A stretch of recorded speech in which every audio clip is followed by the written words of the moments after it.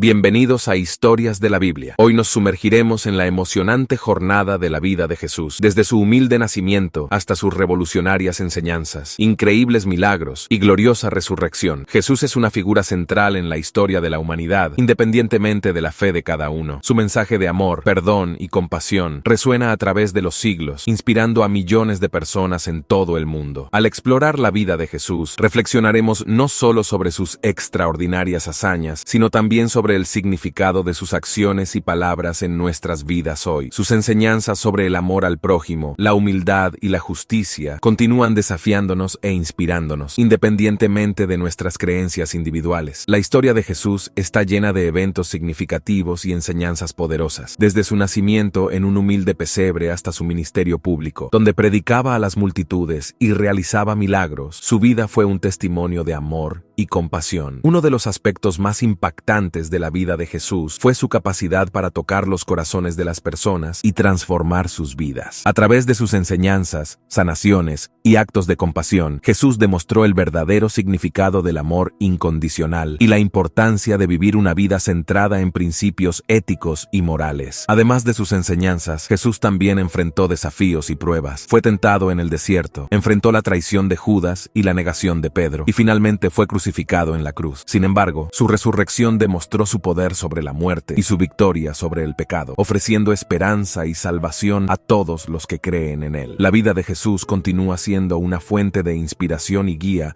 para millones de personas en todo el mundo. Su mensaje de amor, perdón y compasión sigue siendo tan relevante hoy como lo fue hace 2000 años, desafiándonos a vivir vidas de significado y propósito. Te invitamos a unirte a nosotros en esta jornada. No olvides dejar tu like si este video te emocionó, compartirlo con tus amigos y familiares para que también puedan inspirarse, y suscribirte al canal para no perderte ningún episodio emocionante de Historias de la Biblia. Vamos juntos a explorar y celebrar la vida y las enseñanzas de Jesús. Hoy tendrás la oportunidad de conocer la vida de Jesús de una manera que quizás sea nueva para ti. A través de este video, espero que seas edificado, renovado y transformado por la historia de la vida del Salvador. Ubicada entre las colinas de Galilea, la pequeña ciudad de Nazaret era el hogar de José y María, quienes más tarde se convirtieron en los padres terrenales de Jesús. José pertenecía a la línea o familia de David. Cuando se emitió un decreto para el censo de la población, tuvo que ir a Belén, la ciudad de David, para registrar su nombre. Este viaje fue penoso, dadas las condiciones de los viajes en esa época. María, que acompañaba a su esposo, se sentía extremadamente fatigada al subir la colina donde estaba Belén. Al llegar a Belén, José y María buscaron un lugar cómodo para descansar, pero todas las posadas estaban ocupadas. Por ese motivo, tuvieron que encontrar descanso en un rústica establo. Allí, en ese pobre establo, nació Jesús, el Salvador, y fue colocado en un pesebre, el Hijo del Altísimo, aquel cuya presencia había inundado las cortes celestiales con su gloria, reposaba en una tosca cuna. Los sacerdotes y príncipes judíos no estaban preparados para recibir a Jesús. Sabían que el Salvador vendría pronto, pero esperaban que viniera como un rey poderoso, trayendo poder y riqueza a la nación. Eran demasiado orgullosos para aceptar al Mesías como un bebé indefenso. Por eso, cuando Jesús nació, Dios no les reveló el gran acontecimiento, sino que envió las buenas nuevas de gran alegría a algunos pastores que cuidaban sus rebaños en las colinas de Belén. Eran hombres piadosos que, mientras cuidaban de las ovejas, hablaban del Salvador prometido con tanta sinceridad en su venida, que Dios les envió brillantes mensajeros desde su trono de luz para contarles sobre las buenas nuevas. Un ángel del Señor descendió donde ellos estaban, y la gloria del Señor brilló alrededor de ellos, dejándolos tomados de gran temor. El ángel, sin embargo, les dijo: no temáis, pues os traigo buenas nuevas de gran alegría, que serán para todo el pueblo. Hoy, en la ciudad de David, os ha nacido un Salvador, que es Cristo el Señor. Y esto os servirá de señal: encontraréis un niño envuelto en pañales y acostada en un pesebre. De repente, apareció con el ángel una multitud de la milicia celestial, alabando a Dios y diciendo: gloria a Dios en las alturas, y en la tierra paz, buena voluntad para con los hombres. Después de que los ángeles se alejaron al cielo, los pastores se dijeron unos a otros: vamos hasta Belén y veamos los acontecimientos que el Señor nos ha dado a conocer. Fueron rápidamente y encontraron a María, a José y al niño acostado en el pesebre. Al verlo, divulgaron lo que les habían dicho acerca de este niño, y todos los que lo oyeron se admiraron de las cosas dichas por los pastores. María, por su parte, guardaba todas estas palabras, meditando en su corazón. José y María eran judíos y seguían las costumbres de su nación. Cuando Jesús tenía 6 semanas de edad, fue presentado al Señor en el templo de Jerusalén, de acuerdo con la ley que Dios había dado a Israel. Jesús debía ser obediente en todo, así como el propio Hijo de Dios, el príncipe del cielo, por su ejemplo, nos enseña que debemos obedecer. Solo el primogénito de cada familia debía ser presentado en el templo. Esta ceremonia era para recordar continuamente un evento que había ocurrido en un pasado distante. El niño, al ser presentado en el templo, era tomado en brazos y levantado delante del altar, siendo solemnemente dedicado a Dios. Luego, su nombre era registrado en un rollo o libro que contenía el nombre de todos los primogénitos de Israel. José y María llevaron a Jesús al sacerdote, como exigía la ley. Todos los días, padres y madres llevaban a sus hijos, y el sacerdote no notó nada diferente en José y María respecto a los demás que venían a dedicar a sus primogénitos. Para él, eran simplemente personas trabajadoras, y en el niño solo veía a un frágil bebé. No podía imaginar que tenía en sus brazos al Salvador del mundo, al sumo sacerdote del templo celestial. Sin embargo, podría haberlo sabido, porque si hubiera sido obediente a la palabra de Dios, el Señor se lo habría revelado. En ese mismo momento, estaban en el templo 2 siervos fieles de Dios, Simeón y Ana. Ambos habían dedicado toda su vida al servicio del Señor, y Él les reveló cosas que no podían ser reveladas a los orgullosos y egoístas sacerdotes. A Simeón se le dio la promesa de que no moriría sin ver al Salvador. Tan pronto como vio a Jesús en el templo, supo que ese niño era el Mesías prometido. Una luz suave y divina iluminaba el rostro de Jesús, y Simeón, tomándolo en sus brazos, alabó a Dios diciendo: Ahora, Señor, puedes dejar ir en paz a tu siervo, conforme a tu palabra, porque mis ojos han visto tu salvación, la cual has preparado ante todos los pueblos, luz para revelación a los gentiles y para gloria de tu pueblo Israel. Ana, una profetisa, llegando en ese momento, dio gracias a Dios y habló sobre el niño a todos los que esperaban la redención de Jerusalén. María, madre de Jesús, meditaba en silencio sobre la importante profecía de Simeón. Al mirar al niño en sus brazos, recordó lo que los pastores de Belén le habían dicho, y su corazón rebosaba de gratitud y viva esperanza. Las palabras de Simeón le trajeron a la mente la profecía de Isaías. Sabía que esas maravillosas palabras se referían a Jesús. El pueblo que andaba en tinieblas vio gran luz, y a los que moraban en la región de sombra de muerte, la luz les resplandeció. Porque un niño nos es nacido, hijo nos es dado, y el principado sobre su hombro, y se llamará su nombre admirable, Consejero, Dios fuerte, Padre eterno, Príncipe de paz. Dios deseaba que su pueblo supiera sobre la venida de su Hijo al mundo. Los sacerdotes deberían haber enseñado al pueblo a esperar al Salvador, pero ellos mismos no sabían acerca de la venida del Mesías. Por eso, Dios envió a sus ángeles para anunciar a los pastores que Cristo había nacido y dónde podrían encontrarlo. Así, cuando Jesús fue presentado en el templo, había personas allí que lo recibieron como el Salvador. Dios preservó la vida de Simeón y Ana para que tuvieran el feliz privilegio de testimoniar que Jesús era el Mesías prometido. Dios deseaba que no solo los judíos, sino también otros pueblos supieran que el Mesías había llegado. En un lejano país en el oriente, vivían hombres sabios que habían estudiado las profecías sobre el Mesías y creían que el tiempo de su venida había llegado. Los judíos llamaban a estos hombres paganos. Sin embargo, no eran idólatras, eran personas honestas que deseaban conocer la verdad y hacer la voluntad de Dios. Dios veía el corazón, por eso sabía que estos hombres eran confiables y estaban en mejores condiciones de recibir la luz del cielo que los sacerdotes judíos, llenos de orgullo y egoísmo. Estos sabios eran filósofos que habían estudiado las obras de Dios en la naturaleza y a través de ellas aprendieron a amarlo. Estudiaban los astros y al descubrir alguna estrella nueva, lo considerarían como un gran acontecimiento. En aquella noche, cuando los ángeles vinieron a los pastores de Belén, los magos notaron una luz extraña en el cielo. Era la gloria que rodeaba aquel grupo de ángeles. Cuando la luz se disipó, vieron en el cielo lo que parecía ser una nueva estrella. En ese momento recordaron la profecía que decía: una estrella procederá de Jacob, de Israel, subirá un cetro. Con eso, decidieron seguirla y ver a dónde los llevaría. La estrella los guió hasta Judea. Sin embargo, cuando se acercaron a Jerusalén, su luz se volvió tan tenue que ya no pudieron seguirla. Suponiendo que los judíos pudieran indicarles el camino hacia el Salvador, los magos entraron en Jerusalén y preguntaron: ¿dónde está el recién nacido rey de los judíos? Porque vimos su estrella en el oriente y venimos a adorarlo. Al escuchar esto, Herodes y toda Jerusalén se alarmaron. tomaron. Entonces Herodes convocó a todos los jefes de los sacerdotes y escribas del pueblo, y les preguntó dónde debía nacer el Cristo. En Belén de Judea, le respondieron, porque así está escrito por medio del profeta. Herodes no estaba contento de escuchar sobre un rey que algún día podría tomar su trono. Entonces les preguntó a los propios magos cuándo vieron la estrella por primera vez, y los envió a Belén diciendo, id y averiguad con exactitud acerca del niño, y cuando lo encontréis, avisadme para que yo también vaya a adorarlo. Después de oír al rey, partieron, y he aquí que la estrella que habían visto en el oriente los precedía, hasta que llegando, se detuvo sobre donde estaba el niño. Al ver la estrella, se alegraron con gran alegría. Entrando en la casa, vieron al niño con María, su madre. Postrándose, lo adoraron, y abrieron sus tesoros, los más preciosos que tenían. Herodes no fue sincero cuando dijo que quería ir a adorar a Jesús. Temía que el Salvador creciera y se convirtiera en rey, quitándole el trono. Deseaba encontrar al niño para matarlo. Los magos se preparaban para volver y contarle a Herodes, pero el ángel del Señor les apareció en sueños, ordenándoles que regresaran a su país por otro camino. Mientras tanto, un ángel del Señor apareció a José en sueños y le dijo, levántate, toma al niño y a su madre, huye a Egipto y permanece allí hasta que yo te avise, porque Herodes buscará al niño para matarlo. José no esperó al amanecer, se levantó en ese mismo instante, tomó a María y al niño, y partió esa misma noche en el largo viaje a Egipto. Los magos habían dado valiosos regalos a Jesús, y así Dios proveyó los medios para los gastos del viaje y su estadía en Egipto, hasta el regreso a su propia tierra. Herodes se enfureció al darse cuenta de que los magos habían tomado otro camino para regresar a su país. Él sabía lo que Dios había dicho a través de su profeta sobre la venida de Cristo, sabía cómo la estrella había sido enviada para guiar a los magos, pero aún así estaba decidido a matar a Jesús. En su ira, mandó matar a todos los niños de Belén y sus alrededores que tuviesen 2 años o menos. José y María permanecieron en Egipto hasta la muerte de Herodes. Entonces el ángel apareció a José y le dijo, levántate, toma al niño y a su madre y vete a la tierra de Israel, porque ya han muerto los que buscaban la vida del niño. José esperaba establecer su hogar en Belén, donde Jesús había nacido, pero al acercarse a Judea, se enteró de que el hijo de Herodes reinaba en lugar de su padre. José tuvo miedo al recibir la noticia y no sabía qué hacer, así que Dios envió un ángel para instruirlo. José, siguiendo la orientación del ángel, regresó a su antiguo hogar en Nazaret. Jesús pasó su infancia en un pueblo de montaña. Como hijo de Dios, podría haber elegido cualquier lugar en la tierra como su hogar. Cualquier lugar habría sido honrado con su presencia. Sin embargo, no eligió los hogares de los ricos ni los palacios de los reyes. En cambio, eligió vivir entre los pobres en Nazaret. Acerca de él, en los años de su infancia, la Biblia dice, el niño crecía y se fortalecía, llenándose de sabiduría, y la gracia de Dios estaba sobre él. Y Jesús crecía en sabiduría, estatura y gracia delante de Dios y de los hombres. Cada año, José y María viajaban a Jerusalén para las festividades de la Pascua. Cuando Jesús tenía 12 años, lo llevaron con ellos. Fue un viaje agradable. La gente iba a pie o en lomo de bueyes o burros, pasando algunos días en el viaje desde todas partes de la tierra, e incluso venían personas de otros países para la fiesta. Los que vivían en el mismo lugar seguían en grandes grupos. La fiesta se celebraba a finales de marzo o principios de abril, en la primavera de Palestina, cuando toda la tierra estaba cubierta de flores y alegre por el canto de los pájaros. En el camino, los padres les contaban a los hijos las maravillas que Dios había obrado en favor de Israel en el pasado, y a menudo cantaban los hermosos salmos de David. En los días de Cristo, las personas se habían vuelto frías y formales en su dedicación a Dios. Pensaban más en su propia satisfacción que en la bondad de Dios para con ellos. Sin embargo, no era así con Jesús. A él le gustaba meditar acerca de Dios. Cuando llegó al templo, observó la actividad de los sacerdotes, se inclinó con los adoradores para orar, y su voz se unió a la de ellos en cánticos de alabanza. Cada tarde y mañana se ofrecía un cordero sobre el altar, representando el sacrificio del Salvador. Mientras los ojos del niño Jesús observaban a la víctima inocente, el Espíritu Santo le hacía comprender el significado de esa muerte. Sabía que él mismo, como el Cordero de Dios, debía morir por los pecados de los hombres. Con tales pensamientos en mente, Jesús prefería estar solo. De esa manera, no se quedó con sus padres en el templo, y cuando regresaron, no estaba con ellos. En una sala anexa al templo, había una escuela dirigida por los rabinos, y fue hacia ese lugar que Jesús se dirigió. Después de algún tiempo, se sentó con otros niños de su edad a los pies de los grandes maestros y escuchó sus palabras. Los judíos tenían muchas ideas equivocadas acerca del Mesías. Jesús lo sabía, pero no contradecía a los hombres cultos. Les hacía preguntas acerca de lo que los profetas habían escrito, como alguien que deseaba aprender. Cuando José y María dejaron Jerusalén para regresar a casa, no se dieron cuenta de la ausencia de Jesús. Pensaron que él estaba con alguno de sus amigos, Sin embargo, al detenerse para acampar por la noche, notaron su ausencia. Lo buscaron entre los grupos, pero en vano. Con el corazón entristecido, regresaron a Jerusalén, pero no pudieron encontrar al niño sino hasta después de 3 días. Fue una gran alegría volverlo a encontrar. Aunque María lo reprendió por haberlos dejado, dijo: «Hijo, ¿por qué has hecho así con nosotros? Tu padre y yo te hemos buscado con angustia». Él les respondió: «¿Por qué me buscabais? ¿No sabíais que en los negocios de mi padre me es necesario estar?». Aunque sabía que era el Hijo de Dios, Jesús regresó a Nazaret en compañía de José y María. Hasta los 30 años les fue sumiso. Cuando llegó el momento de comenzar su ministerio público, el primer acto de Jesús fue ir al río Jordán para ser bautizado por Juan el Bautista. Juan había sido enviado para preparar el camino del Salvador. Él predicaba en el desierto diciendo: «El tiempo se ha cumplido y el reino de Dios está cerca. Arrepentíos y creed en el Evangelio». Las multitudes se congregaban para escuchar a Juan el Bautista. Muchos eran convencidos de sus pecados y bautizados por él en el río Jordán. Dios le había revelado a Juan que algún día el Mesías vendría a él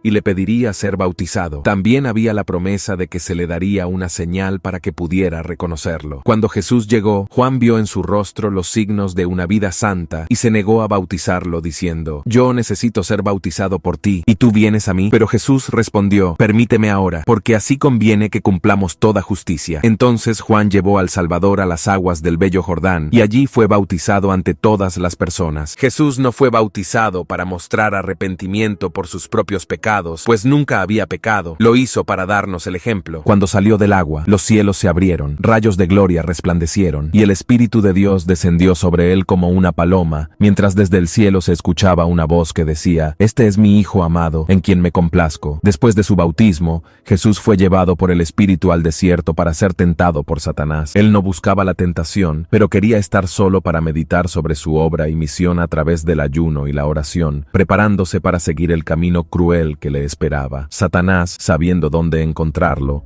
fue a tentarlo. En el momento en que Jesús luchaba contra los duros sufrimientos provocados por el hambre, Satanás le dijo: «Si eres hijo de Dios, manda que estas piedras se conviertan en panes». Jesús, sin embargo, respondió: «Escrito está, no solo de pan vivirá el hombre, sino de toda palabra que sale de la boca de Dios». De esa manera, mostró que obedecer a la palabra de Dios es más importante que obtener alimento material. Aquellos que siguen los preceptos de Dios tienen la promesa de que todas sus necesidades serán satisfechas, tanto en la vida presente como en la futura. Satanás no pudo derrotar a Cristo en la primera gran tentación. Luego llevó a Jesús al pináculo del templo de Jerusalén y le dijo: «Si eres hijo de Dios, tírate abajo, porque está escrito: a sus ángeles mandará acerca de ti, y te sostendrán en las manos, para que no tropieces con tu pie en la piedra». Aquí, Satanás siguió el ejemplo de Cristo al citar las Escrituras, pero la promesa no se aplica a aquellos que se ponen voluntariamente en peligro. Dios no había ordenado que Jesús se arrojara del pináculo, y él no lo haría para satisfacer a Satanás. Por eso respondió: «También está escrito: no tentarás al Señor tu Dios». Satanás entonces se reveló como realmente era, el príncipe de las tinieblas, y llevó a Jesús a un monte alto, mostrándole todos los reinos del mundo. El sol iluminaba ciudades espléndidas, palacios de mármol, campos fértiles y viñedos. Satanás dijo: «Todo esto te daré si postrado me adoras». Por un momento, Jesús contempló la escena y luego le dio la espalda a Satanás. Satanás había presentado lo más atractivo del mundo, pero la mirada del Salvador captó más allá de la belleza exterior. Vio el mundo en su miseria y pecado, alejado de Dios. Toda esa miseria era el resultado de que el hombre se había alejado del Creador para adorar a Satanás.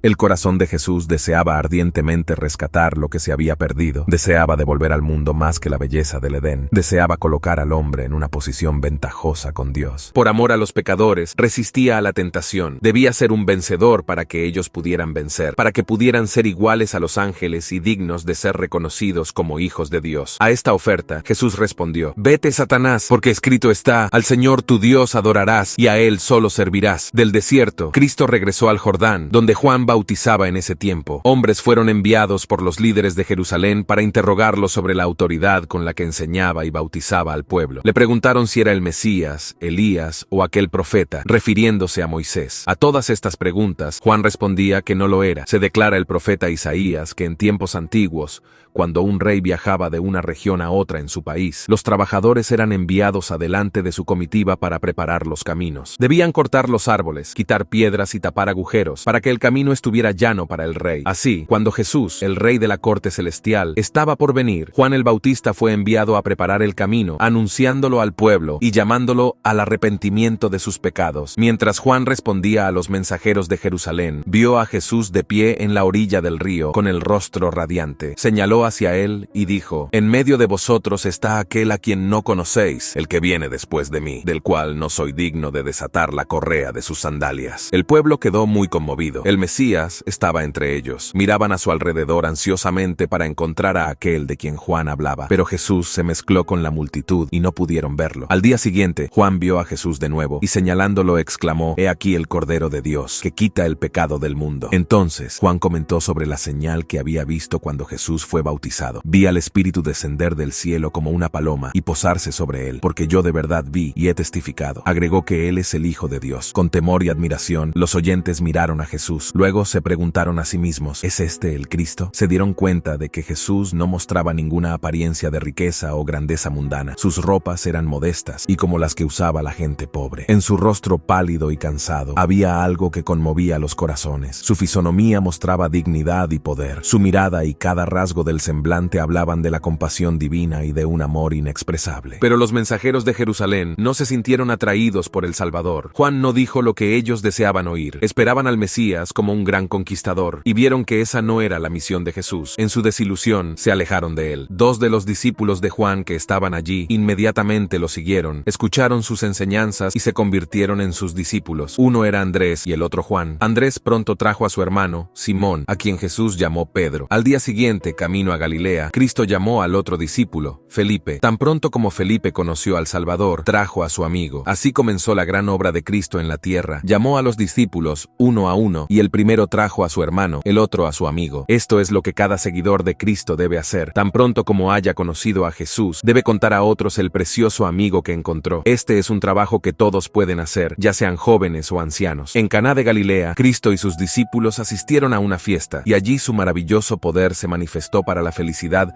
de todos los participantes. Era costumbre en ese país usar vino en tales ocasiones. Antes de que la fiesta terminara, se acabó el suministro de vino. Dejar que se acabara el vino en una fiesta se consideraba falta de hospitalidad y una gran vergüenza. Cristo se enteró de lo que había sucedido y pidió que los siervos llenaran 6 grandes tinajas de piedra. En lugar del agua, salió vino de las tinajas. Este vino era mucho mejor que el que se había servido antes, y había suficiente para todos. Después de realizar el milagro, Jesús dejó el lugar discretamente. Los invitados no se dieron cuenta de su acto hasta que él hubo desaparecido. Un día, mientras pasaba por Samaria, se sentó junto a un pozo para descansar. Cuando una mujer vino a sacar agua, le pidió que le diera de beber. La mujer se sorprendió, pues sabía cuánto odiaban los judíos a los samaritanos. Pero Jesús le dijo que, si quería, él le daría agua viva. Con esta declaración, ella se sorprendió aún más. Entonces Jesús le dijo a la mujer: «El que beba de esta agua volverá a tener sed, pero el que beba del agua que yo le daré nunca más tendrá sed, porque el agua que yo le daré será en él una fuente de agua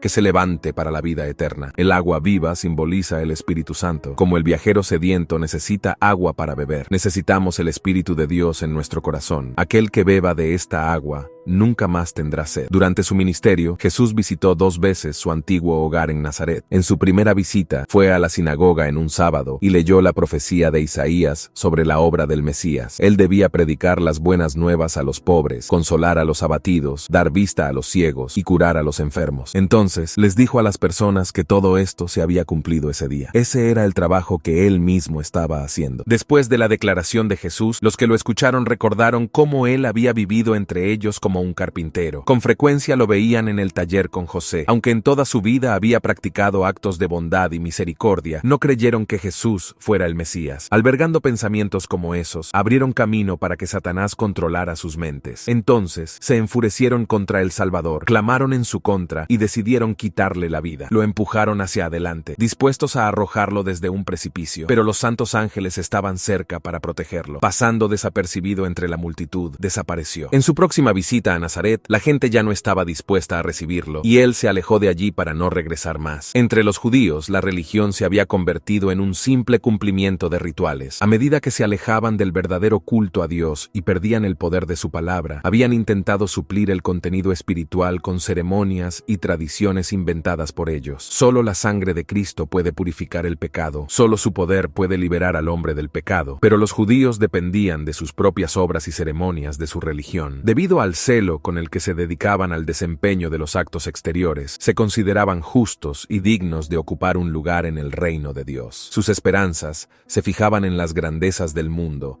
ansiaban riquezas y poder que creían ser el premio merecido de su supuesta piedad. Esperaban el establecimiento del reino del Mesías en la tierra, y él debía dominar como un gran príncipe entre los hombres terrenales. Esperaban recibir al momento de su venida. Jesús sabía que sus esperanzas serían frustradas. Él había venido a enseñarles algo mucho mejor de lo que buscaban. Su objetivo era restaurar el verdadero culto a Dios. Él debía traer la religión con pureza de corazón, lo que se manifestaría en una vida recta y en un carácter santo. Los discípulos de Cristo habían sido influenciados por las enseñanzas de los rabinos, y fue para estos discípulos que las primeras lecciones de Cristo fueron destinadas. Fue entonces cuando comenzaron a escuchar el Sermón del Monte. Estas enseñanzas eran extrañas y nuevas para los oyentes de Jesús, por lo que él las repitió muchas veces. Una vez, un doctor de la ley vino a su presencia y le preguntó: «Maestro, ¿qué debo hacer para heredar la vida eterna?». Entonces Jesús le preguntó: «¿Qué está escrito en la ley? ¿Cómo lo interpretas?». Él respondió: «Amarás al Señor tu Dios con todo tu corazón, con toda tu alma, con todas tus fuerzas y con todo tu entendimiento, y amarás a tu prójimo como a ti mismo». En lugar de arrepentirse, buscó una excusa para su egoísmo. Queriendo justificarse, le preguntó a Jesús: «¿Quién es mi prójimo?». Sacerdotes y rabinos a menudo discutían sobre este tema. No consideraban a los pobres y a los ignorantes como su prójimo, ni les dispensaban bondad. Jesús no participó en sus discusiones, pero respondió con una historia que había sucedido hace algún tiempo. Jesús contó la historia del buen samaritano, enseñando que cualquier persona que necesite ayuda es nuestro prójimo y debemos tratarla como nos gustaría ser tratados. Jesús guardó el sábado y enseñó a sus discípulos a guardarlo. Él sabía cómo debía ser observado el día de reposo, pues él mismo lo santificaba. Los maestros judíos habían creado muchas reglas sobre cómo guardar el sábado y querían que todos las obedecieran. Así que observaban a Jesús para ver si las cumpliría. En un sábado,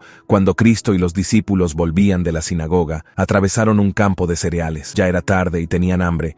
Así que cogieron algunas espigas y comieron los granos. Los enemigos de Cristo vieron lo que los discípulos hicieron y dijeron a Jesús: «Mira, tus discípulos hacen lo que no es lícito en día de sábado». Jesús, sin embargo, defendió a sus discípulos, recordando a sus acusadores que David, cuando tuvo necesidad, comió los panes de la proposición del tabernáculo y también dio a sus hambrientos seguidores. Si a David, cuando tenía hambre, le estaba permitido comer los panes sagrados, ¿no sería justo que sus discípulos cogieran los granos en las horas sagradas porque tenían hambre? El sábado no fue hecho para ser una carga para las personas, sino para su bien y para darles paz y reposo. Por eso, Jesús dijo: «El sábado fue hecho por causa del hombre, y no el hombre por causa del sábado». A los que lo acusaron de abolir la ley, respondió: «No penséis que he venido a abolir la ley o los profetas. No he venido a abolir, sino a cumplir». Esto no lo afectaba. Él guardaba el sábado como Dios deseaba. El Salvador se caracterizó a sí mismo como el buen pastor y a sus discípulos como su rebaño. Él dijo: «Yo soy el buen pastor, conozco a mis ovejas y ellas me conocen a mí». Mientras Jesús estuvo en la tierra, mostró a través de sus milagros el poder para salvar incluso a aquellos que habían ido demasiado lejos. Al sanar las enfermedades del cuerpo, mostró que era capaz de limpiar el pecado del corazón. Durante su ministerio terrenal, Jesús realizó muchos milagros poderosos. Hizo que el cojo andara, el sordo oyera y el ciego viera. Purificó a los miserables leprosos. Curó al paralítico y a los enfermos de toda enfermedad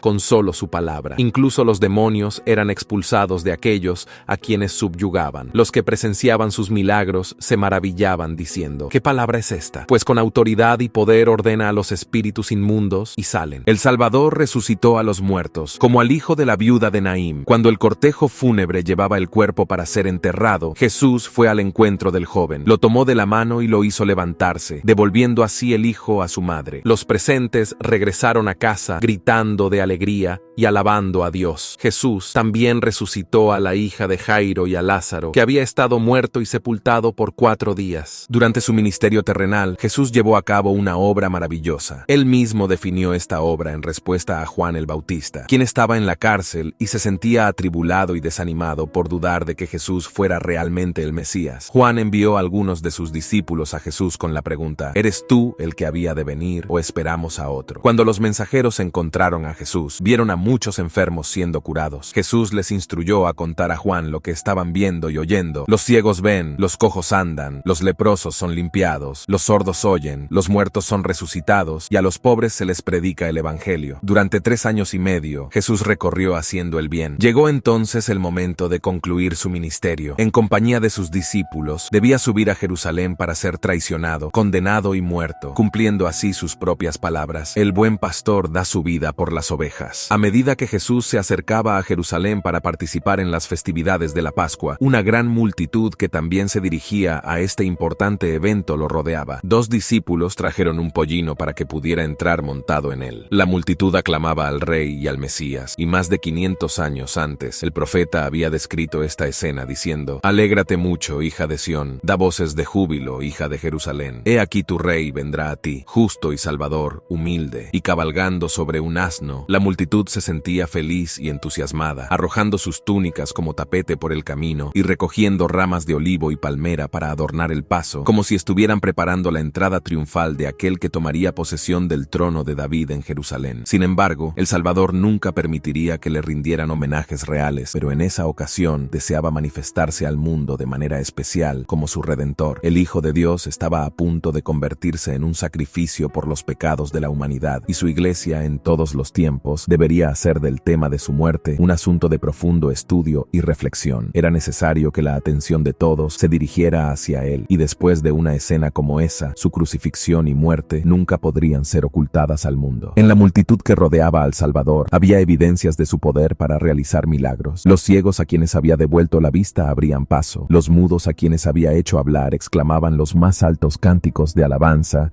y los inválidos a quienes había curado saltaban de alegría. La escena de triunfo continuaba a medida que la multitud seguía al Salvador hacia Jerusalén, y muchos fariseos, irritados, intentaban silenciar la celebración con su autoridad, pero sus órdenes y amenazas solo aumentaban el entusiasmo del pueblo. Jesús, sin embargo, aseguró que si sus discípulos se callaban, las mismas piedras clamarían. Esta escena de triunfo era el designio de Dios, predicha por los profetas, y ningún poder terrenal podría detenerla. La obra de Dios seguiría avanzando, a pesar de los esfuerzos de los hombres por impedirla o destruirla. Cuando la multitud llegó a la cima de la colina, Jerusalén apareció ante ellos en todo su esplendor. Extasiada ante la repentina visión de belleza, la gente contuvo sus gritos y todos los ojos se fijaron en el Salvador, esperando ver en él la misma expresión de admiración que sentían. Jesús se detuvo y una nube de tristeza cubrió su semblante, y la multitud atónita lo vio llorar copiosamente. Nadie podía comprender la aflicción del maestro, pero lloraba porque la ciudad estaba condenada a la destrucción. Jerusalén había sido como la hija de su cuidado, y su corazón se llenaba de angustia porque pronto la ciudad quedaría desolada. Si sus habitantes hubieran escuchado las enseñanzas de Cristo, recibiéndolo como el Salvador, Jerusalén habría permanecido para siempre, convirtiéndose en la reina de los reinos, libre con la fuerza otorgada por Dios. Ningún ejército armado guardaría sus puertas, y ninguna bandera romana ondearía en sus torres. El estandarte de la paz habría ido a todas las naciones, y ella habría sido la gloria de muchos. Sin embargo, los judíos habían rechazado a su Salvador y estaban a punto de crucificar a su rey. Al día siguiente, Jesús entró en el templo. 3 años antes, había encontrado a hombres vendiendo y comprando en el atrio exterior, a quienes había reprendido y expulsado. Ahora, al regresar, encontró el mismo comercio. El atrio estaba lleno de bueyes, ovejas y aves que se vendían a aquellos que deseaban ofrecer sacrificios por sus pecados. Los que se ocupaban de este comercio practicaban la extorsión y el robo de toda clase, y había tanto bullicio y alboroto afuera que los adoradores eran seriamente perturbados. Cristo se detuvo en la escalinata y escudriñó el atrio con su penetrante mirada. Todos los ojos se volvieron hacia él. El ruido de las personas y el mugido de los animales cesaron. Todos miraban al Hijo de Dios atónitos y temerosos. En ese momento, la divinidad irrumpió a través de la humanidad y le dio a Jesús un poder y una gloria que nunca antes se habían manifestado en él. El silencio se volvió casi insoportable. Finalmente, él dijo en voz clara y con un poder que sacudió a las personas como una violenta tormenta: «Está escrito, mi casa será llamada llamada casa de oración, pero vosotros la habéis hecho cueva de ladrones. ¡Qué escena tan diferente! Encontraron a los principales y sacerdotes cuando regresaron cautelosamente al templo. Hombres, mujeres y niños alzaban la voz en alabanza a Dios. Vieron a los enfermos sanados, los ciegos recobrando la vista, los sordos oyendo y los cojos saltando de alegría. Los niños tomaban la delantera en las expresiones de alabanza,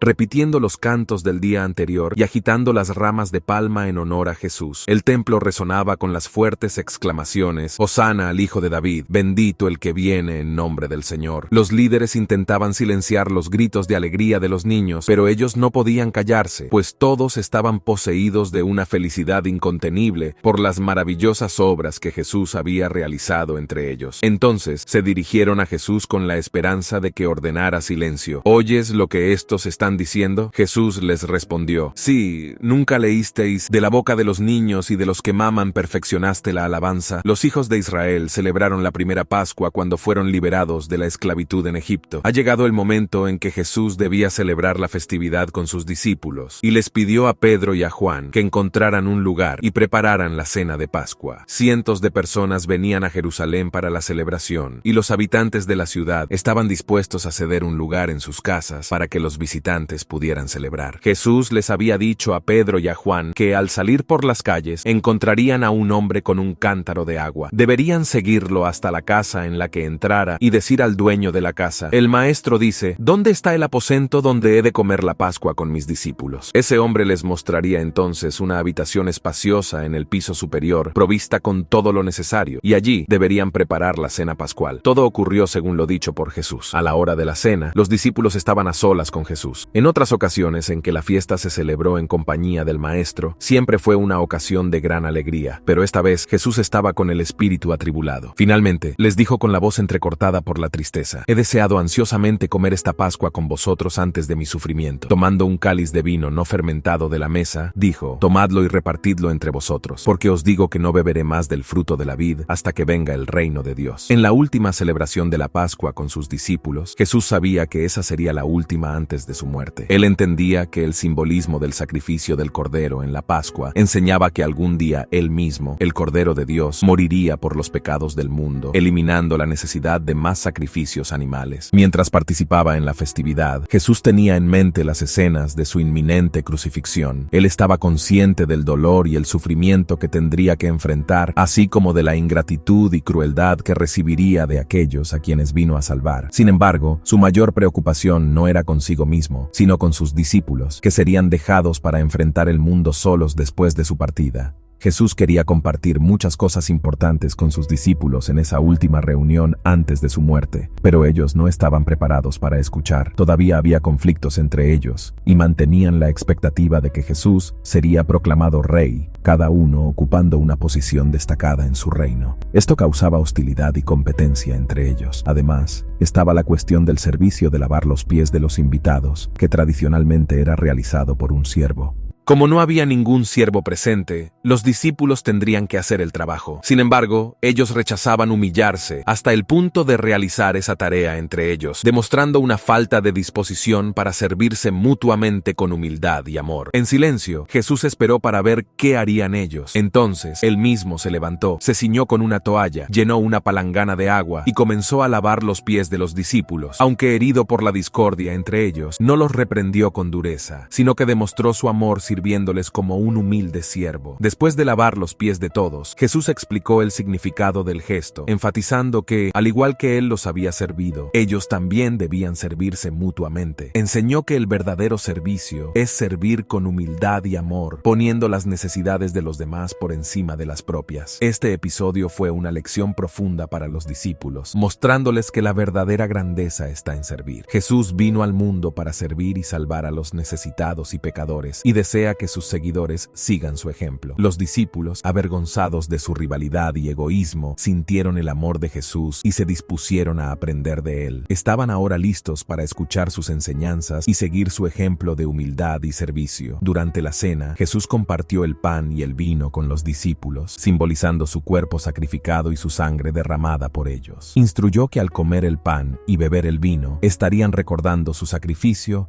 y renovando su fe en Él como Salvador. Sin embargo, la atmósfera de tristeza se apoderó de la sala cuando Jesús reveló que uno de los discípulos lo traicionaría. Todos quedaron impactados y entristecidos, examinando sus corazones para ver si tenían alguna mala intención contra el Maestro. Uno a uno, le preguntaban a Jesús: ¿acaso soy yo, Señor? Judas, el traidor, permaneció en silencio, hasta que Jesús afirmó que sería él. Aunque esto no hizo que Judas amara al Maestro más que antes, se sintió molesto porque Cristo había hecho el trabajo de un siervo. Ahora sabía que Jesús no sería rey, lo que lo hizo más determinado a traicionarlo. Al darse cuenta de que su intento fue descubierto, no tuvo miedo. Se levantó enojado y rápidamente dejó la sala para llevar a cabo su plan perverso. La salida de Judas fue un alivio para los que se quedaron. El rostro de Jesús se iluminó y la nube de tristeza se disipó. Cristo luego conversó con ellos durante algún tiempo. Les dijo que iba a la casa de su Padre y que les prepararía un lugar, regresando para llevárselos consigo. Prometió enviar el Espíritu Santo para que fuera su Maestro y Consolador. Les dijo que si oraban en su nombre, sus oraciones serían respondidas. Jesús entonces oró por ellos, pidiendo a Dios que los librara del mal y que se amaran unos a otros como Él los amaba. Oró por nosotros de la misma manera que oró por los discípulos, diciendo: no ruego solo por estos, sino también por aquellos que creerán en mí por medio de su palabra, para que todos sean uno, como tú, Padre, en mí y yo en ti, que también sean ellos en nosotros, para que el mundo crea que tú me enviaste. La vida del Salvador en la tierra fue una vida dedicada a la oración. Pasó muchas horas a solas con Dios, buscando sabiduría y fuerza para sostenerlo en su obra y guardarlo de las tentaciones de Satanás. Después de haber comido la Pascua con sus discípulos, Jesús fue con ellos al jardín de Getsemaní, donde solía orar. Mientras caminaba, conversaba con ellos y los enseñaba, pero cuando se acercaron al jardín, se volvió extrañamente silencioso. Durante toda su vida, Jesús estuvo en comunión con el Padre, y el Espíritu de Dios fue su guía y apoyo constantes. Por todas las obras que había hecho, siempre glorificó al Padre diciendo: yo no puedo hacer nada por mí mismo. La terrible noche de agonía para el Salvador comenzó cuando se acercó al jardín, pareciendo que la presencia de Dios, que hasta entonces lo había sostenido, ya no lo acompañaba. Jesús comenzó a sentir lo que significaba separarse del Padre cuando tomó sobre sí los pecados del mundo. Cuando estos pecados fueron colocados sobre él, parecía más de lo que podía soportar. La culpa del pecado era tan terrible que fue tentado a pensar que Dios ya no lo amaba. Cuando sintió la enorme aversión de Dios hacia el pecado, pronunció estas palabras: mi alma está profundamente triste hasta la muerte. Jesús dejó a los discípulos cerca de la entrada del jardín, excepto a Pedro, Santiago y Juan, con quienes entró en el huerto. Ellos eran sus discípulos más sinceros y sus compañeros más cercanos, pero no podía soportar que fueran testigos de su intensa agonía. Les dijo: quedaos aquí y velad conmigo. Caminó unos pasos más adelante y cayó postrado en el suelo. Sentía que el peso del pecado lo separaba del Padre. Tenía ante sí un abismo tan grande, tan profundo, tan negro, que temblaba ante él. Cristo no sufría por sus propios pecados, sino por los pecados del mundo. Sentía el desagrado de Dios hacia el pecado, como lo sentirá el pecador en el gran día del juicio. En su agonía, Cristo se aferró al suelo frío, con los labios pálidos, orando de la siguiente manera: Padre mío, si es posible, pase de mí este cáliz, pero no sea como yo quiero, sino como tú quieras. Durante una hora, Cristo soportó solo esa terrible angustia. Entonces fue a los discípulos, ansioso por recibir una palabra de simpatía, pero ellos estaban dormidos. Despertaron al oír su voz, pero casi no lo reconocieron, porque la aflicción había alterado la expresión de su rostro. Dirigiéndose a Pedro, le preguntó: Simón, ¿duermes? ¿No pudiste velar una hora? Antes de ir al jardín, Jesús les había dicho a los discípulos que todos se escandalizarían. Ellos aseguraron con vehemencia que irían con Jesús a la prisión y a la muerte. Sin embargo, confiaban en sí mismos y no miraban al poderoso ayudador como Jesús les había aconsejado. Juan, que solía recostarse en el pecho de Jesús, también dormía. La afecto que sentía por el Maestro debería haberlo mantenido despierto, uniendo sus oraciones más fervorosas a las de Jesús en ese momento de extrema aflicción. Jesús había pasado noches enteras orando por sus discípulos, para que su fe no vacilara en la hora de la prueba. Pero ellos no pudieron vigilar con él, ni siquiera por una hora. Si Jesús hubiera preguntado a Santiago y a Juan si podían beber el cáliz que él iba a beber o recibir el bautismo con el que él iba a ser bautizado, no habrían respondido tan rápidamente. Su corazón se llenó de compasión y simpatía angustia ante la debilidad de sus discípulos, temiendo que no pudieran soportar la prueba que su sufrimiento y muerte les traerían. Sin embargo, no los reprendió por sus debilidades, pensando en las pruebas que tendría ante sí. Les dijo: velad y orad para que no entréis en tentación, disculpándoles la falta cometida contra él, diciendo: el espíritu está dispuesto, pero la carne es débil. Una vez más, una angustia insoportable se apoderó de él. Exhausto y al límite de sus fuerzas, tambaleó de regreso al lugar donde antes había orado y suplicó al cielo: Padre mío, si es posible, pase de mí este cáliz, pero no sea como yo quiero, sino como tú quieras. La agonía provocada por esa oración hizo que gotas de sangre brotasen de sus poros. De nuevo, buscó a los discípulos, deseando encontrar consuelo y simpatía, pero de nuevo los encontró dormidos. Por tercera vez, buscó el lugar de la oración. Terror y oscuridad profunda invadieron su alma, pues no sentía la presencia de su Padre. Sin ella, temía que, en su naturaleza humana, no pudiera resistir la dura prueba. Por tercera vez, repitió la misma oración: Padre mío, si no es posible que pase de mí este cáliz sin que yo lo beba, hágase tu voluntad. El Salvador cayó desfallecido al suelo. Ningún discípulo estaba allí para sostenerlo, para levantar suavemente su cabeza y bañar ese rostro tan pálido por el sufrimiento. Cristo estaba completamente solo. Un poderoso ángel descendió del cielo para confortarlo. El rostro del Salvador, manchado de sangre, reflejaba ahora la paz celestial. Él soportó lo que ningún ser humano podría soportar, experimentando la agonía de la muerte en lugar de cada pecador. De nuevo, buscó a los discípulos y los encontró dormidos. Si hubieran permanecido despiertos, vigilando y orando con el Salvador, habrían recibido fuerzas para soportar la prueba que les esperaba. Perdiendo esa oportunidad, no tuvieron fuerzas en el momento de la necesidad. Mirándolos con tristeza, Cristo les dijo: ¿todavía dormís y descansáis? He aquí ha llegado la hora, y el Hijo del Hombre es entregado en manos de pecadores. Todavía estaba hablando cuando se oyeron los pasos de la multitud que se acercaba en su búsqueda. Volviéndose hacia los discípulos dijo: levantaos, vamos,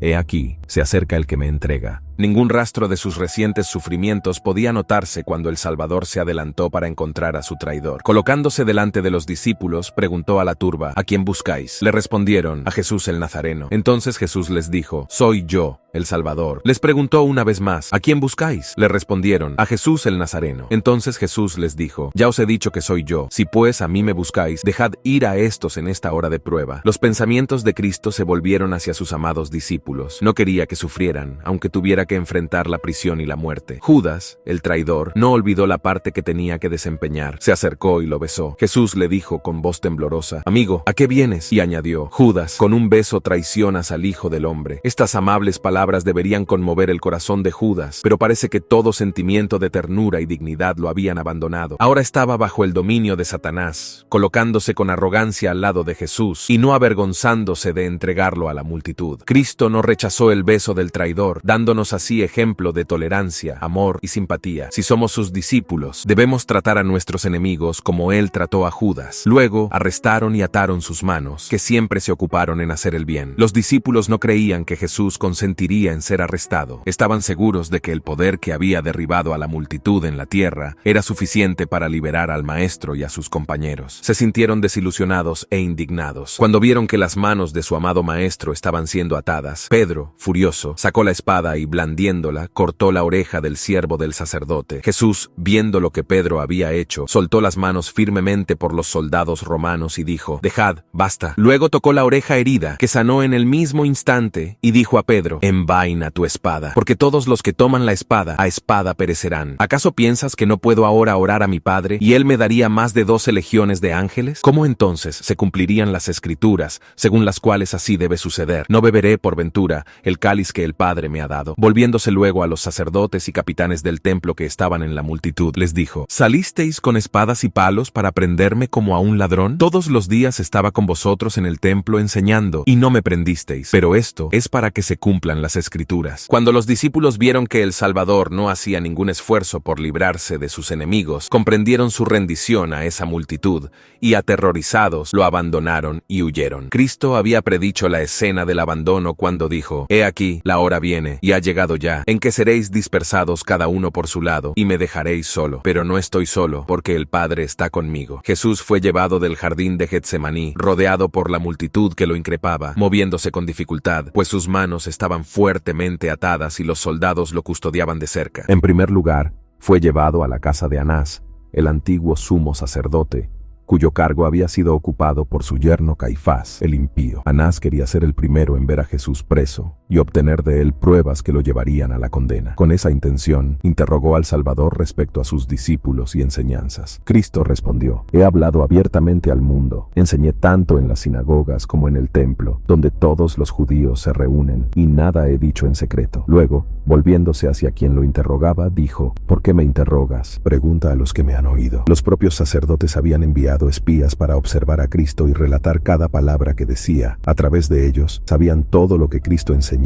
y hacía en cada reunión. Los espías intentaban atraparlo con sus propias palabras para poder condenarlo. Por eso el Salvador dijo: «Pregunta a los que me han oído. Dirígete a tus espías. Ellos oyeron lo que dije y pueden contarte acerca de mis enseñanzas». Las palabras de Jesús fueron tan penetrantes y directas que el sacerdote sintió que su prisionero conocía sus intenciones. Sin embargo, uno de los siervos de Anás, sintiendo que su maestro no había sido tratado con el debido respeto, golpeó en el rostro a Jesús diciendo: «¿Así respondes al sumo sacerdote?». Jesús le replicó: «Si he hablado mal, da testimonio de lo malo, pero si he hablado bien, ¿por qué me golpea?». Jesús podría haber convocado legiones de ángeles celestiales para que vinieran en su ayuda, pero era parte de su misión soportar en su humanidad todas las ofensas e insultos que los hombres pudieran acumular sobre él. Desde la casa de Anás, el Salvador fue llevado al palacio de Caifás. Él debía ser interrogado por el Sanedrín, y mientras sus miembros eran convocados, Anás y Caifás lo cuestionaron nuevamente, pero no obtuvieron ventaja sobre él. Cuando los miembros del Sanedrín estaban reunidos, Caifás tomó su lugar de presidente, flanqueado por los jueces. Delante de ellos, los soldados romanos custodiaban al Salvador, y detrás de ellos se encontraba la turba acusadora. Caifás entonces ordenó que Jesús realizara uno de sus milagros delante de todos, pero el Salvador, permaneciendo en silencio, no dio ningún signo de que había escuchado una sola palabra. En aquella época, los judíos estaban bajo el dominio de los romanos y no estaban autorizados a condenar a nadie a muerte. El Sanedrín solo examinaba al prisionero y luego transfería el juicio para ser ratificado por las autoridades romanas. Para cumplir su impío propósito, debían encontrar alguna acusación contra el Salvador que fuera considerada un acto criminal por el gobernador romano. Podían asegurar que tenían suficientes evidencias de que Cristo había hablado en contra de muchas tradiciones y ordenanzas judías. Era fácil probar que había denunciado a sacerdotes y escribas, llamándolos hipócritas y asesinos, pero eso no sería motivo de condena ante los romanos, ya que ellos mismos odiaban la hipocresía de los fariseos. Se presentaron muchas acusaciones contra Jesús. Sin embargo, o los testigos no estaban de acuerdo, o los testimonios eran de tal naturaleza que no serían aceptados por los romanos. Intentaron hacerlo hablar en respuesta a las acusaciones, pero él parecía no escucharlos. El silencio de Cristo en ese momento ya había sido descrito por el profeta Isaías. Fue oprimido y afligido, pero no abrió su boca. Como cordero fue llevado al matadero, y como oveja delante de sus trasquiladores, enmudeció y no abrió su boca. Los sacerdotes comenzaron a temer que no pudieran obtener ninguna prueba convincente que pudiera llevar a Cristo ante la presencia de Pilatos. Sentían que se necesitaba un último intento. El sumo sacerdote levantó la mano hacia el cielo y se dirigió a Jesús en forma de solemne juramento: «Te conjuro por el Dios vivo que nos digas si eres el Cristo, el Hijo de Dios». El Salvador jamás negó su misión o su relación con el Padre. Podía callarse ante un insulto, pero siempre hablaba abierta y decididamente cuando su obra o filiación divina eran cuestionadas. Toda oreja se inclinó para escuchar y toda mirada se fijó en él cuando respondió: «Tú lo has dicho». Según la costumbre de la época, responder de esa manera significaba sí, o es tal como has dicho. Esta era la forma de responder de manera más enfática a una respuesta afirmativa. Una luz celestial pareció iluminar su rostro pálido cuando añadió: «Sin embargo, os declaro que desde ahora veréis al Hijo del Hombre sentado a la diestra del Todopoderoso y viniendo sobre las nubes del cielo». En esa declaración, el Salvador presentó el reverso de la escena que se desarrollaba allí, señalándoles un tiempo en el que ocupará la posición de supremo juez del cielo y de la tierra. Entonces estará sentado en el trono del Padre, y de sus sentencias no habrá apelación. Delante de sus oyentes, les trajo una visión de ese día cuando, en lugar de sufrir abusos y escarnios de la multitud desordenada, vendrá en las nubes del cielo con poder y gran gloria. Legiones de ángeles lo escucharán, y entonces pronunciará la sentencia contra sus enemigos,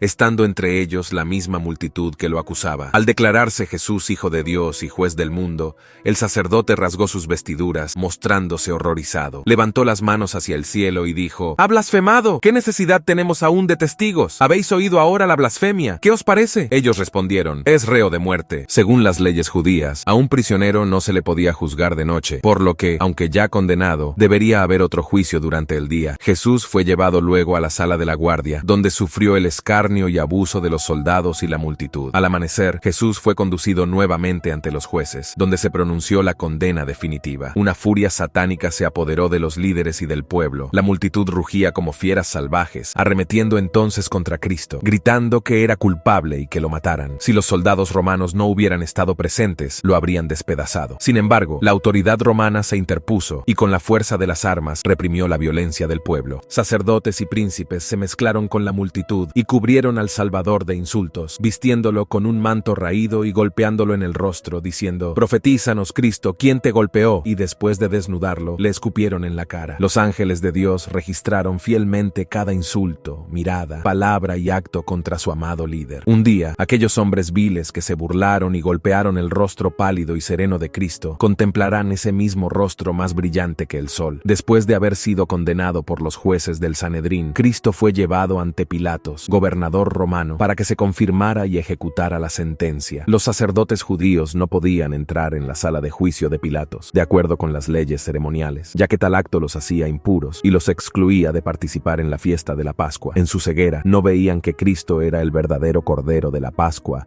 y que al rechazarlo, la gran fiesta había perdido su significado. Cuando Pilatos miró a Jesús, notó en él a un hombre de aspecto noble y porte digno. En su semblante no había ninguna expresión de delito. Volviéndose hacia los sacerdotes, preguntó: «¿Qué acusación traéis contra este hombre?». Sus acusadores, que no deseaban entrar en detalles, no estaban preparados para esa pregunta, pues sabían que no poseían ninguna evidencia confiable para que el gobernador romano condenara a Jesús. Entonces suscitaron falsos testimonios contra él, que dijeron: «Encontramos a este hombre corrompiendo a nuestra nación, prohibiendo pagar tributo a César y afirmando ser él el Cristo, el Rey». Esto era mentira, pues Cristo había sancionado claramente el pago de tributos a César. Cuando los escribas lo interrogaron al respecto, intentando tenderle una trampa, él respondió: «Dad a César lo que es de César y a Dios lo que es de Dios». Pilatos no se dejó engañar por el testimonio de los falsos testigos. Se volvió hacia el Salvador y le preguntó: «¿Eres tú el Rey de los judíos?». Jesús respondió: «Tú lo dices». Al escuchar esta respuesta, Caifás y los que lo acompañaban apelaron al testimonio que Pilatos acababa de escuchar de los labios de Jesús, de que él era culpable del crimen del que lo acusaban. A gritos, pidieron su condena a muerte. Como Jesús no respondía a sus acusadores, Pilatos le dijo: «No respondes nada, mira cuántas acusaciones te hacen». Jesús, sin embargo, permaneció en silencio. Pilatos estaba perplejo. No había encontrado ningún indicio de crimen en Jesús y no confiaba en aquellos que lo acusaban. El porte noble y la conducta discreta del Salvador contrastaban directamente con la exaltación y la furia de sus acusadores. Esto impresionó al gobernador hasta convencerlo de la inocencia de Cristo. Esperando escuchar la verdad de Jesús, Pilatos lo llamó cerca de sí y le preguntó: «¿Eres tú el Rey de los judíos?». Cristo no respondió directamente a esa pregunta, sino que le devolvió otra pregunta: «¿Esta pregunta viene de ti mismo o te la han dicho otros acerca de mí?». El Espíritu de Dios estaba obrando en el corazón de Pilatos. La pregunta de Jesús tenía como objetivo hacerlo examinar más profundamente su corazón. Pilatos entendió el significado de la pregunta y su propio corazón se abrió ante ella, sintiendo el alma agitarse por la convicción. Sin embargo, un sentimiento de orgullo se apoderó de él y volviéndose hacia Jesús, le dijo: «¿Acaso soy judío? Tu propio pueblo y los principales sacerdotes te entregaron a mí. ¿Qué has hecho?». La gran oportunidad de Pilatos había pasado. Sin embargo, Jesús deseaba que el gobernador comprendiera que él no había venido para ser un rey terrenal y por eso le dijo: «Mi reino no es de este mundo. Si mi reino fuera de este mundo, mis servidores pelearían para que no fuera entregado a los judíos, pero mi reino no es de aquí». Entonces Pilatos le dijo: «¿Luego eres rey?». Jesús respondió: «Tú dices que soy rey. Yo para esto he nacido y para esto he venido al mundo, para dar testimonio de la verdad. Todo aquel que es de la verdad oye mi voz». Pilatos, deseoso de conocer la verdad, estaba confundido. Entendió ávidamente las palabras de Cristo y su corazón se conmovió con el deseo de conocer y obtener la verdad. Entonces le preguntó a Jesús: «¿Qué es la verdad?». Pero no esperó por la respuesta. Fuera del tribunal, la multitud llegó al máximo de agitación y tumulto. Los sacerdotes clamaban por una acción inmediata y Pilatos tuvo que volver su atención a los intereses del momento. Dirigiendo Dirigiéndose al pueblo declaró: no encuentro en él ningún crimen. Estas palabras, pronunciadas por un juez gentil, eran una condena abrumadora de la perfidia y falsedad de los príncipes de Israel que acusaban al Salvador. Cuando los sacerdotes y ancianos escucharon el juicio de Pilatos, su decepción y furia no conocieron límites. Hacía tiempo que habían planeado y esperado esta oportunidad. Al ver que había posibilidad de liberar a Jesús, estaban a punto de descontrolarse, irracionales, lanzando terribles imprecaciones, comportándose como verdaderos demonios.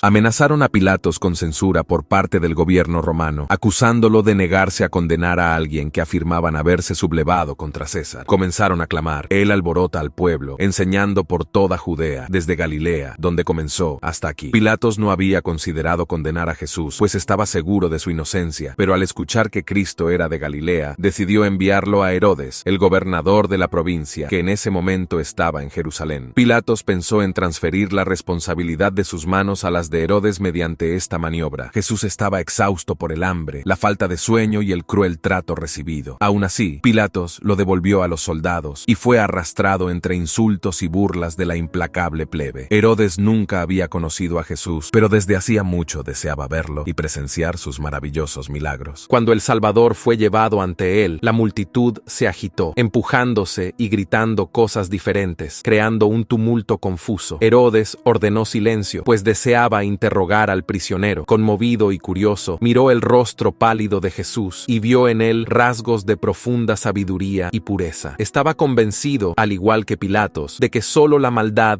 y la envidia eran los motivos que habían llevado a los judíos a acusarlo. Después de obligarlo, Herodes ordenó a Jesús que realizara uno de sus milagros delante de él, con la promesa de liberarlo si lo hacía. Dio órdenes para que trajeran personas paralíticas y deformadas para que Cristo las curara. Sin embargo, el Salvador permaneció impasible, como si nada estuviera escuchando o viendo. El Hijo de Dios había asumido la naturaleza humana y en esas circunstancias se le encomendaba actuar como hombre. Sin embargo, no realizaría un milagro simplemente para satisfacer la curiosidad o salvarse del dolor y la humillación. Sus acusadores temblaron cuando Herodes pidió un milagro, pues una de las cosas que más temían era la manifestación del poder divino que ya habían presenciado en Cristo. Tal manifestación sería un golpe mortal para sus planes y tal vez les costaría la propia vida. Por eso irrumpieron en gritos, atribuyendo los milagros de Jesús al poder de Belcebú, el príncipe de los demonios. Aquel oído que siempre había estado atento a los clamores de la miseria humana se encontraba ahora sordo ante la orden de Herodes. Aquel corazón que siempre se conmovía con el apelo del más vil de los pecadores se cerró al rey que no sentía la necesidad de un salvador. Enfadado, Herodes se volvió hacia la multitud y declaró a Jesús un impostor, pero sus acusadores sabían que no se trataba de ningún impostor, pues habían presenciado muchos de sus hechos poderosos. Entonces, el rey comenzó a insultar y ridiculizar vergonzosamente al Hijo de Dios. Herodes, junto con los de su guardia, lo trató con desprecio y burla, haciéndolo vestir un manto aparatoso. Herodes no se atrevió a confirmar la condena de Jesús, pues deseaba librarse de esa terrible responsabilidad, y luego lo envió de vuelta a Pilatos. Cuando los judíos regresaron de la presencia de Herodes, llevando a Jesús de vuelta al tribunal, Pilatos se enfadó mucho y les preguntó qué querían que hiciera. Les recordó que ya lo había interrogado y no había encontrado ninguna culpa en él. Les recordó las acusaciones que habían hecho en su contra, pero no se presentó ninguna prueba convincente para confirmar una sola acusación. Como se mencionó anteriormente, lo llevaron ante Herodes, que era judío como ellos mismos, y él no encontró nada para condenarlo a muerte. Sin embargo, para apaciguar a los acusadores, Pilatos dijo: así que, después de azotarlo, lo soltaré. Pilatos mostró su debilidad al ceder a la presión, a pesar de saber que Cristo era inocente. ¿Por qué ordenaría el castigo de alguien que él mismo reconocía como inocente? Esta decisión comprometía su integridad y se convertiría en un peso en su conciencia. Los judíos no olvidaron esta debilidad de Pilatos durante todo el juicio. Lograron intimidar al gobernador romano y ahora, aprovechándose de ello, lo presionarían hasta lograr la condena de Jesús. La multitud,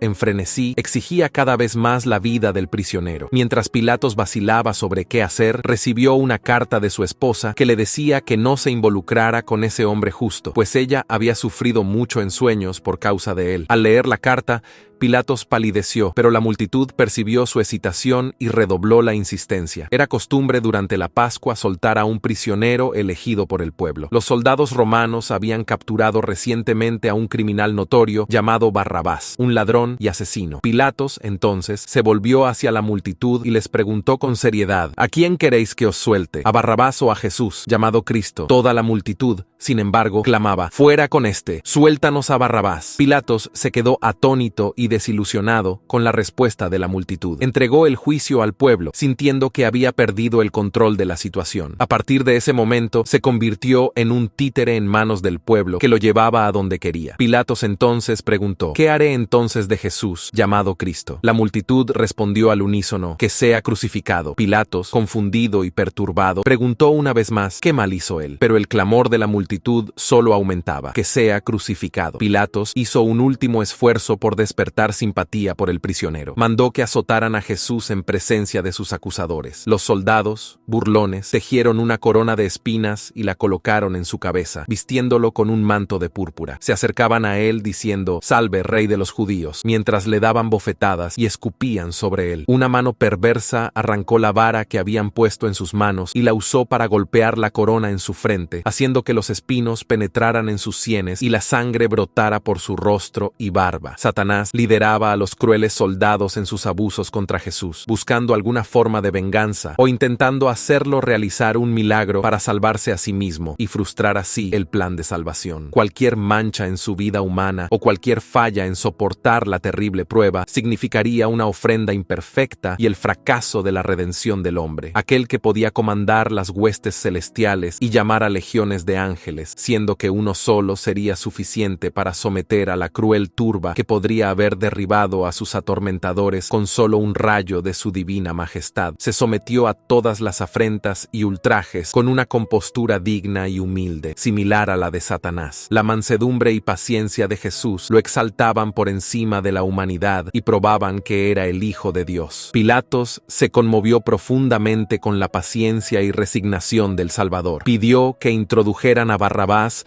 en la sala del juicio junto a Jesús, y señalándolo, dijo en tono solemne: «He aquí al hombre, he aquí que os lo presento para que sepáis que no encuentro en él ningún delito». Jesús estaba allí, con un manto escarlata y una corona de espinas, desnudo hasta la cintura, mostrando los vergajos crueles en su espalda, de los cuales fluía libremente la sangre. Su rostro manchado de sangre exhibía marcas de completa exhaustión y dolor, pero nunca pareció más hermoso. Cada rasgo expresaba bondad, resignación y la más tierna piedad hacia sus crueles acusadores. En chocante contraste estaba el otro prisionero, cuyos rasgos mostraban al criminal endurecido que era. Algunos espectadores simpatizaban con Jesús. Incluso los sacerdotes y príncipes estaban convencidos de que era quien decía ser, pero no se rindieron. Habían inducido a la turba a una furia insana y nuevamente los sacerdotes, los príncipes y el pueblo clamaron: «¡Crucifícalo! ¡Crucifícalo!». Pilatos, agotada su paciencia ante una crueldad tan vengativa e irracional, dijo al pueblo: «Tomadlo vosotros y crucificadlo, porque yo no encuentro en él ningún delito». Pilatos hizo todo lo que pudo para liberar al Salvador, pero los judíos gritaban: «Si sueltas a este, no eres amigo de César. Todo aquel que se hace rey se opone a César». Pilatos fue profundamente afectado por esas palabras. Ya sospechoso ante el gobierno romano, cualquier noticia desfavorable podría arruinar su posición. Viendo que no conseguía nada y que el tumulto solo aumentaba, mandó traer agua y se lavó las manos ante el pueblo, declarando: «Estoy inocente de la sangre de este justo. Sea eso asunto vuestro». Cuando Pilatos se declaró inocente de la sangre de Cristo, Caifás respondió con arrogancia: «Caiga sobre nosotros su sangre y sobre nuestros hijos». Estas terribles palabras fueron repetidas por los sacerdotes y por el pueblo, una sentencia terrible que pronunciaron sobre sí mismos, una herencia horrible para la posteridad. Esto se cumplió literalmente en las dramáticas escenas de la destrucción de Jerusalén cerca de 40 años más tarde. Jesús fue llevado apresuradamente al Calvario, entre burlas y gritos de insulto de la multitud. Al pasar el umbral del tribunal, pusieron sobre sus hombros heridos la cruz destinada a Barrabás. Los dos ladrones, que también serían crucificados con Jesús, recibieron sus cruces. El peso de la cruz era más de lo que el Salvador podía soportar en su agotamiento y sufrimiento. Solo pudo dar unos pasos antes de desmayarse bajo el peso de la cruz. Cuando volvió en sí, la cruz fue nuevamente colocada sobre sus hombros. Dio unos pocos pasos más y volvió a caer sin sentido. Sus verdugos vieron que era imposible para él cargar con ese peso más allá de sus fuerzas y se quedaron perplejos, sin saber quién debería llevar esa carga humillante. En ese momento, casualmente apareció apareció Simón, un cireneo, a quien obligaron a llevar la cruz hasta el Calvario. La madre de Jesús lo había seguido en esa terrible jornada hasta el Calvario. Al verlo caer exhausto bajo el peso de la cruz, su corazón ansiaba ayudarlo, pero ese privilegio le fue negado. El Salvador no soltó ni un gemido. De su rostro pálido y sereno, el sudor corría abundantemente. Los discípulos habían huido de la escena tan aterradora. Yo, empero, lo pisé solo, y de los pueblos no hubo varón conmigo. Mientras los soldados hacían su trabajo, la mente de Jesús se apartó de sus sufrimientos para concentrarse en la terrible recompensa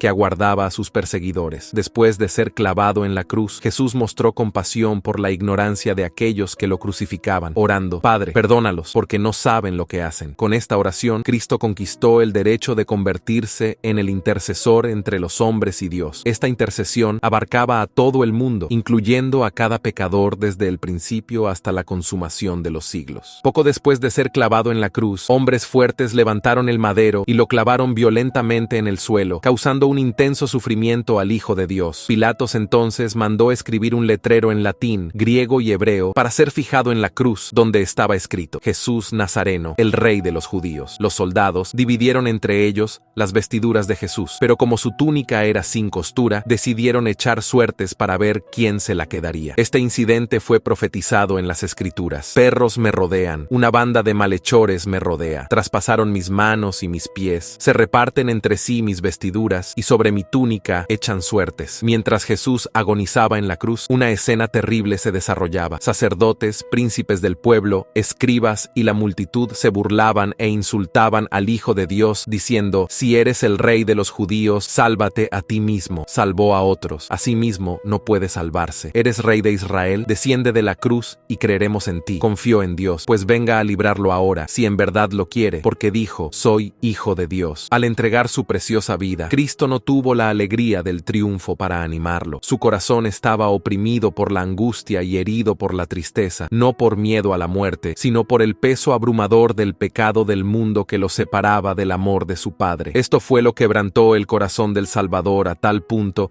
que determinó su muerte antes del tiempo previsto. Cristo sintió la angustia que los pecadores sentirán cuando tengan conciencia de su culpa y reconozcan que están excluidos para siempre de la paz y la alegría del cielo. La misma naturaleza simpatizó con esa escena, y el sol, que hasta el mediodía había brillado en el firmamento, negó su brillo, sumiendo todo en tinieblas durante 3 horas completas. Un terror indescriptible se apoderó de la multitud. Las burlas e imprecaciones cesaron por completo, y hombres, mujeres y niños cayeron al suelo llenos de pavor. Las tinieblas se disiparon sobre el pueblo, pero aún envolvían al Salvador como un manto, y rayos flamígeros parecían arrojarse sobre él, allí colgado en la cruz. Fue entonces cuando exclamó en un grito desesperado: Dios mío, ¿por qué me has abandonado? En ese momento, las tinieblas habían descendido sobre Jerusalén y las llanuras de Judea. Todos los ojos se volvieron hacia la ciudad condenada y vieron los rayos amenazadores de la ira de Dios siendo arrojados contra ella. De repente, la oscuridad sobre la cruz se disipó, y con voz clara y poderosa, que parecía resonar en toda la creación, Jesús exclamó: consumado está. Padre, en tus manos encomiendo mi espíritu. Luego, inclinando la cabeza sobre el pecho, expiró. Una vez más, las tinieblas cayeron sobre la tierra, y se oyó un estruendo como un poderoso trueno, acompañado de un terremoto. Cuando Cristo murió en la cruz del Calvario, abrió un camino nuevo y vivo, destinado tanto a judíos como a gentiles. Los ángeles se regocijaron cuando el Salvador exclamó: consumado está. El gran plan de la redención había sido cumplido. A través de una vida de obediencia, los hijos de Adán podrían finalmente ser exaltados a la presencia de Dios. Satanás había sido derrotado y sabía que su reino estaba perdido. El Salvador había sido condenado por crimen contra el gobierno romano. Las personas que eran ejecutadas por este motivo tenían que ser sepultadas aparte, en un lugar destinado para tales criminales. Juan, el discípulo amado, se estremeció ante la idea de que el cuerpo de su amado maestro pudiera ser llevado por los insensibles soldados romanos y sepultado en un lugar de deshonra, pero él no podía evitarlo, y tampoco tenía influencia alguna junto a Pilatos. En ese momento de indecisión, Nicodemo y José de Arimatea, hombres ricos e influyentes, vinieron en ayuda de los discípulos. Ambos eran miembros del Sanedrín y conocidos de Pilatos. Decidieron que el Salvador sería sepultado con las debidas honras. José fue a la presencia de Pilatos y pidió con valentía el cuerpo de Jesús. Pilatos, después de informarse de que Jesús estaba realmente muerto, le concedió la petición atención con delicadeza y reverencia. Con lágrimas de compasión fluyendo libremente al contemplar el cuerpo herido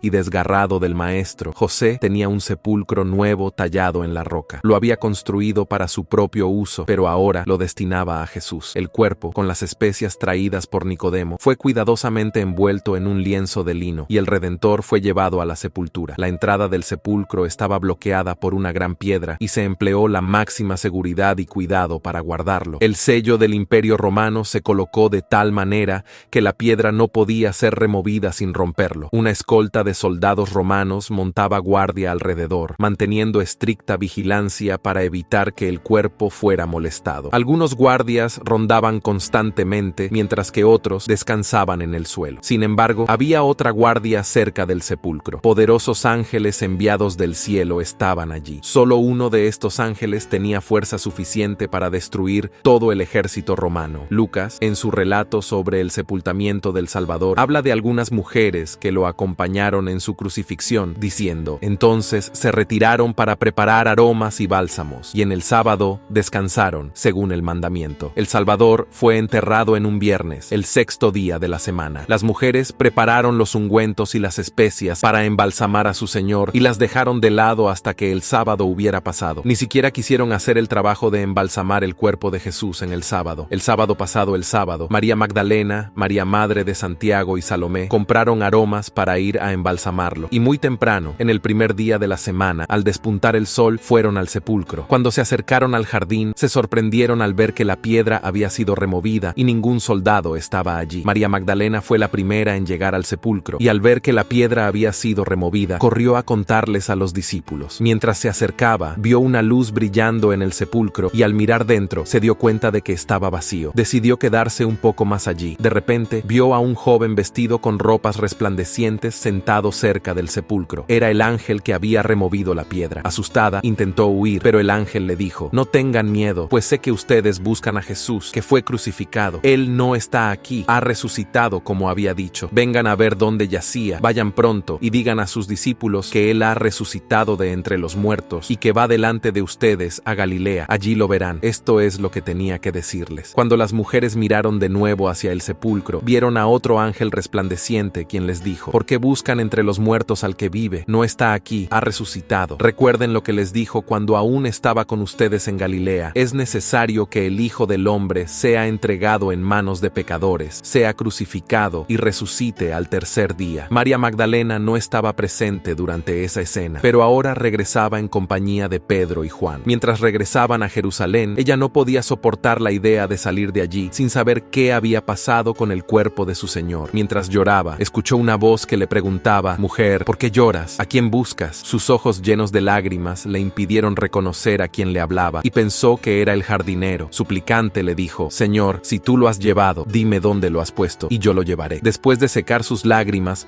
lo reconoció frente a ella, y en su alegría, olvidando que había sido crucificado, extendió sus manos hacia él, diciendo: Rabí, que significa maestro. Jesús, sin embargo, le dijo: no me retengas, porque aún no he subido a mi Padre, pero ve a mis hermanos y diles que subo a mi Padre y vuestro Padre, a mi Dios y vuestro Dios. Todo el poder en el cielo y en la tierra fue entonces dado al príncipe de la vida, y él regresó a sus discípulos en este mundo pecaminoso para comunicarles su poder y su gloria. Después de la resurrección, Jesús se apareció a muchas personas, además de sus discípulos, con el propósito de fortalecer la fe de esas personas. Todo lo que estaba escrito sobre él se cumplió, y hoy, a través de él, de sus actos de fe y obediencia, la humanidad tiene la esperanza de llegar a Dios. A través de Jesús, tenemos el ejemplo de cómo ser mejor. Logramos alcanzar redención, justificación, santificación y glorificación. El ser humano sin Jesús está condenado, por lo que debemos creer y obedecer sus mandamientos para ser conocidos como hijos de Dios, llamados por su propósito. La historia de Jesús es esencial para los cristianos, ya que Él es el centro de su fe. Jesús es considerado el Hijo de Dios y el Salvador de la humanidad, cuya vida y enseñanzas son la base del cristianismo. Conocer la historia de Jesús es fundamental para que los cristianos comprendan el mensaje de amor, perdón y salvación que Él trajo. Además, la historia de Jesús es una fuente de inspiración y orientación para los cristianos en su jornada de fe. Sus enseñanzas sobre cómo llevar una vida piadosa y compasiva siguen siendo un modelo para los cristianos en la actualidad. Jesús enseñó la importancia importancia del amor al prójimo, la humildad, la justicia y la compasión. Y estos valores son fundamentales para los cristianos en su búsqueda de una vida significativa y con propósito. La historia de Jesús también es importante porque revela el carácter de Dios y su plan de redención para la humanidad. A través de la vida, muerte y resurrección de Jesús, los cristianos creen que pueden encontrar perdón por sus pecados y tener la esperanza de la vida eterna. Jesús es visto como el sacrificio perfecto que reconcilia a la humanidad con Dios y restaura la comunión perdida. En resumen, la historia de Jesús es esencial para los cristianos porque revela la naturaleza de Dios, ofrece orientación para la vida diaria y brinda esperanza de salvación y vida eterna. Conocer y comprender la historia de Jesús es fundamental para la fe y la práctica cristiana, ya que nos recuerda el amor incondicional de Dios y el llamado a vivir de acuerdo con sus enseñanzas. En este emocionante viaje a través de la vida de Jesús, hemos tenido el privilegio de contemplar la grandeza de sus enseñanzas y la profundidad de su amor por toda la humanidad. Desde su humilde nacimiento en Belén hasta sus milagrosos actos de sanación y su sacrificio en la cruz, la historia de Jesús nos ha impactado y conmovido a lo largo de los siglos. Al estudiar la vida de Jesús, no solo aprendemos sobre su historia, sino también sobre los valores fundamentales que él enseñó. Su mensaje de amor, perdón y compasión sigue siendo relevante hoy en día, inspirando a millones de personas en todo el mundo a vivir de acuerdo con esos principios. Los milagros de Jesús nos recuerdan que, incluso en los momentos más oscuros, la luz de la fe puede guiarnos hacia la esperanza y la salvación. Su resurrección nos ofrece la promesa de vida eterna y nos muestra el poder redentor de su amor. Que al reflexionar sobre la vida de Jesús, podamos encontrar en sus palabras y acciones la inspiración para ser mejores personas, para amar más profundamente y para vivir en armonía con los demás. Que su ejemplo de sacrificio y humildad nos guíe en nuestro propio camino hacia la verdad y la comprensión. Agradecemos sinceramente por acompañarnos en este viaje de descubrimiento y reflexión. No olvides dejar tu like si este video te ha conmovido, compartirlo con tus amigos y familiares para que también puedan ser inspirados y suscribirte al canal para seguir explorando juntos las historias que nos enseñan lecciones eternas de amor y redención. Que la paz y la gracia de Dios estén siempre contigo. Gracias y hasta el próximo episodio.